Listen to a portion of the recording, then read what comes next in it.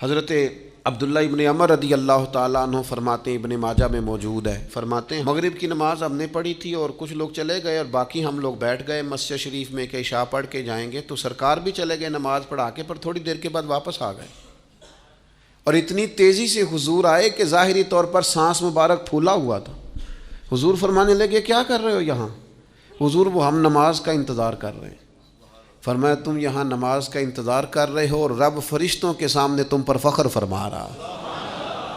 اند اللہ بندے کا مرتبہ کیا ہے اللہ کی بارگاہ میں، اس کا حضرت ابی بن کعب رضی اللہ تعالیٰ عنہ صحابی ہیں، نبی کریم تشریف لے گئے ان کے پاس، کریم نے کرم فرمایا، میں نے سنا ہے وہ بن سور کر میری عیادت کو آ رہے ہیں۔ نبی کریم صلی اللہ علیہ وسلم خود یعنی حضور خود تشریف لے آئے، نبی کریم نے مہربانی فرمائی۔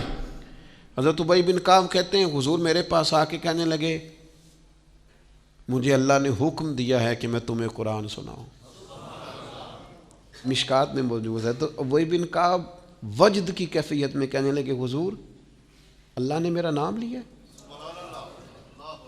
میرا نام اس نے لیا ہے، میرے مالک نے میرے کریم نے میرا نام لیا ہے۔ حضور فرمانے لگے ہاں اللہ نے آپ کا نام لیا ہے اور مجھے حکم دیا ہے آپ کو قرآن سناؤں۔ حضرت ابی بن کعب پھوٹ کے روئے، حضور میرے مالک نے میرا نام لیا، میرے مالک نے اللہ کے۔ حضور دیکھیے مقام کیا ہے بندوں کا۔ حضرت سعد بن معاذ کا انتقال ہو گیا،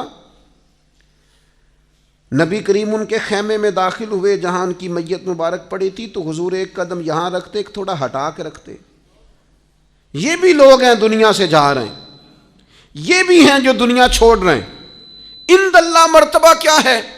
حضور ایک قدم مبارک یہاں رکھتے ایک ذرا ہٹا کے رکھتے۔ حضور اس کی کیا وجہ ہے؟ فرمایا 70,000 فرشتے آئے ہیں، خیمہ سارا فرشتوں سے بھرا ہوا ہے، ذرا بچا بچا کے رکھ رہا ہوں کسی فرشتے کے پر پیر نہ آ جائے۔ اور جنازہ اٹھا تو حضور فرمانے لگے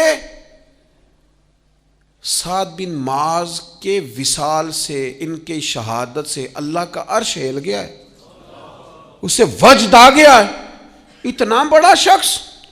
اور صحابہ فرماتے ہیں ہم ان کی قبر کھود رہے تھے تو خوشبوئیں پہلے ہی نکلنی شروع ہو گئی، پہلے ہی خوشبوئیں نکلنی شروع ہو گئی۔ میرے مرنے پہ ہر سو شور مچ جائے گا، دیکھو گے کہنے الوداع سرکار خود تشریف لائیں گے۔